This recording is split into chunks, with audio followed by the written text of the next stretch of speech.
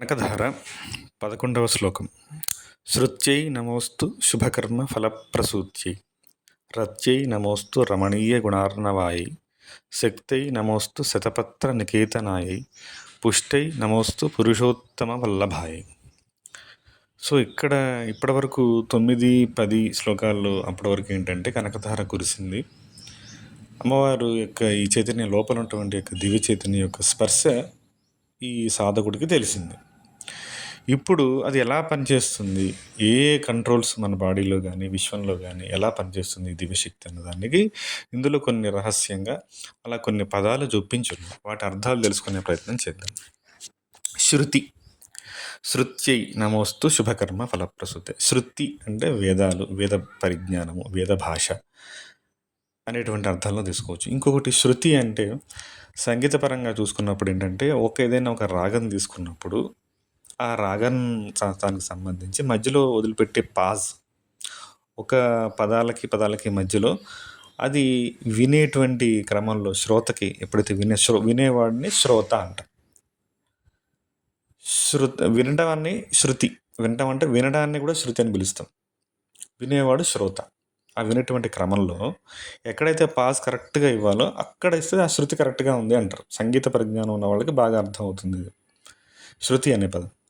ఎప్పుడైతే ఆ శృతి సరిగా లేకపోతే ఆ గానం సరిగా ఉండదు.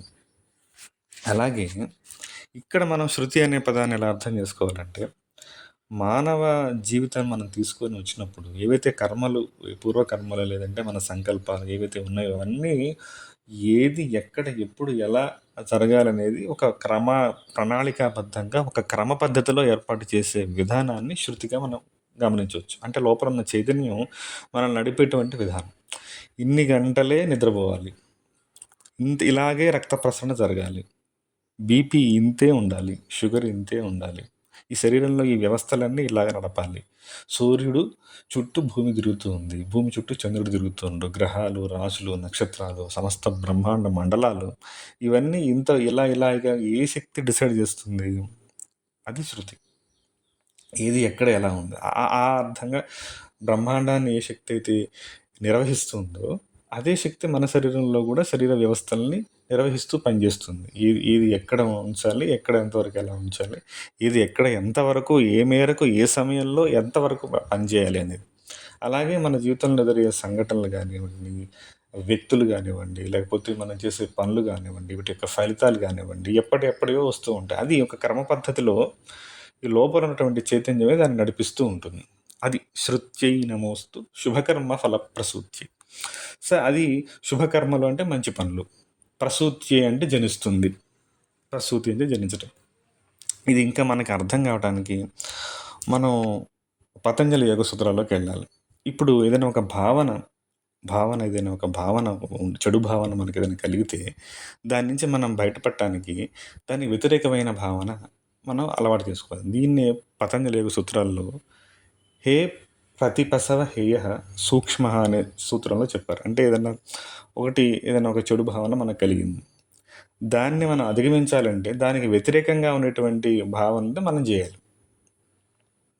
ఎవరికి మీద మనకు కోపం వస్తుంది బాగా, ఆ కోపాన్ని దాన్ని మనం జయించాలి అంటే ప్రేమపూర్వకమైనటువంటి వాతావరణాన్ని, అలాంటి వ్యక్తుల గురించి వినటం, చదవటం ఇది చేయాలి. అవి అలాంటి మహాత్ముల చరిత్రలు కానీ లేకపోతే ఇంకోటి ఏదైనా అలాంటివి వింటే ఏమవుతుందంటే అప్పుడు ఈ ప్రతిప్రసవం అంటే ఏదైతే భావాన్ని మనల్ని ఇబ్బంది పెడుతుందో దానికి వ్యతిరేకంగా ఒక భావాన్ని మనం దాన్ని జనించేలా మన హృదయంలో చేస్తే దాని తాలూకు దాన్ని మనం జయించగలం.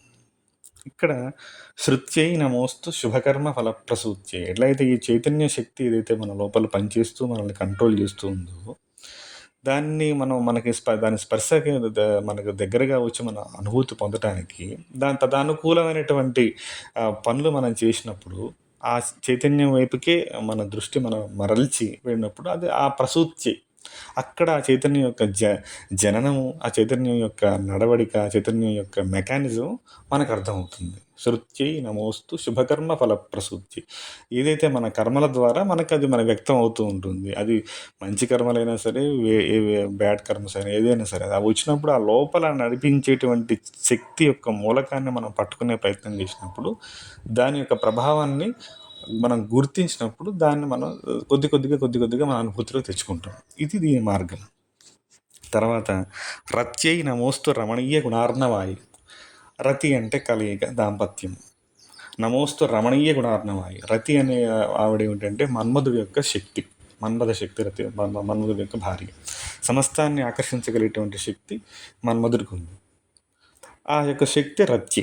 అంటే మంచి ఏవైతే ఉన్నాయో, ఏవైతే ఆకర్షణీయటువంటి శక్తులు ఏవైతే ఉన్నాయో అవన్నీ వస్తాయి. అవి నువ్వు రమణీయ గుణార్ణవాయి, మంచి గుణాలని నువ్వు అప్పుడు ఆకర్షిస్తావు. మనలో ఉన్నటువంటి సత్వ రజస్తమో గుణాలు ఏవైతే ఉన్నాయో అవి బ్యాలెన్స్ అవుతాయి. ఈ శక్తి యొక్క ప్రభావం కొంచెంగా మనకు అర్థమైనప్పుడు ఇది రతి ఏంటంటే లోపల ఉన్నటువంటి దివ్య చైతన్యంతో కలయిక జరుగుతూ ఉంటుంది. అలా మనం లోపల ఉన్నటువంటి ఆ దివ్య చైతన్యంతో కలిసి ఉండాలి. భౌతికంగా ఏంటంటే చక్కగా సరైన దాంపత్యం నడుస్తూ ఉంటుంది. మిగతా వాళ్ళతో కూడా ఎవరితో ఎలా ఎలా వ్యవహరించాలో కూడా అది సరైన విధానంగా నడుస్తూ ఉంటుంది. శక్తై నమోస్తు శతపత్ర నికేతనాయి. శతపత్రము అంటే కమలం. ఈ కమలాల్లో ఈ శక్తి ప్రజ్వరిస్తూ ఉంటుంది. శక్తి రూపంలో ఉంది. ఎలా ఉంది? ఈ కమలాల్లో ఉంది. శతపత్రం ఏవైతే కొలంలో కమలము దాని చుట్టూటువంటి పత్రాలు నీటి మీద తేలియాడుతూ కమలం వికసిస్తూ ఉంటుంది. అలాగే మనం ఈ జీవితంలో మనం చేసేటువంటి పనులు కానివ్వండి, లేకపోతే ఈ శక్తి లోపల మన పూర్వ జన్మానుసారం మనం చేసుకున్న కర్మలు కానివ్వండి, వాటి యొక్క ఫలితాలతో సంబంధం లేకుండా మన కుండలిని జాగృతం అవుతూ మనం ఈ లోకానికి సంబంధించినటువంటి ఈ జాడ్యంలోకి వాటిల్లోకి ఎక్కువగా నువ్వు దూరం. అది జరిగేటువంటి క్రమానుసారంగా ఏదైతే ఎంతవరకు జరుగుతుందో అది జరుగుతుందనే విషయం మనకు బోధపడుతుంది. ఆ లోపల శక్తి ఇది ఇలాగే నడిపిస్తుంది అనేటువంటి ఇది అనుభవపూర్వకంగా తెలుస్తుంది. అప్పుడు నువ్వు ఇందులోని సుఖదుఖాలకు కానీ లేకపోతే ఎమోషన్స్ కానీ బందీగా అవ్వకుండా ఎలా అయితే బురదలో కొలనులో ఈ తామర పువ్వు బురద నీటిని అంటకుండా ఎలా స్వచ్ఛంగా ఉందో అలాగే నీ యొక్క మానసిక స్థితి అలా మెరుస్తూ ఉంటుంది. అలా పనిచేస్తుంది. శక్తి నమోస్తు శతపత్ర నికేతనాయి. పుష్టై నమోస్తు పురుషోత్తమ వల్లభాయి. పుష్టై అంటే అన్నిటినీ ఇచ్చేది, పుష్టిగా ఉండేది. అలాంటి శక్తితో నువ్వు ఎప్పుడూ ఉంటావు. అప్పుడు నీకు పరిపుష్టంగానే ఉంటుంది మనసు. ఏ స్థితిలో ఉన్నా, ఎలా ఉన్నా, ఎక్కడ ఉన్నా, ఎవరితో ఉన్నా. అలాగ అవుతుంది. పురుషోత్తమ వల్లభాయి. పురుషోత్తముడు అంటే మహావిష్ణువు. పురుష అనే పదానికి ఎన్నో అర్థాలు ఉన్నాయి. ఆత్మలు, లేకపోతే మ్యాన్ పవర్, ఇట్లా రకరకాల అర్థాలు మనం పురుషుడిగా తీసుకోవచ్చు. ఈ పురుషోత్తముడు అంటే ఉత్తమమైన ఆత్మలుగా, ఉత్తమమైనటువంటి ఇదిగా మనం డెవలప్ అవుతాము. ఇలా శక్తి మనలో పనిచేస్తూ ఉంటుంది. పురుషోత్తమ వల్లభాయి. ఆ శక్తి మనం అలా నడిపిస్తూ ఉంటుంది.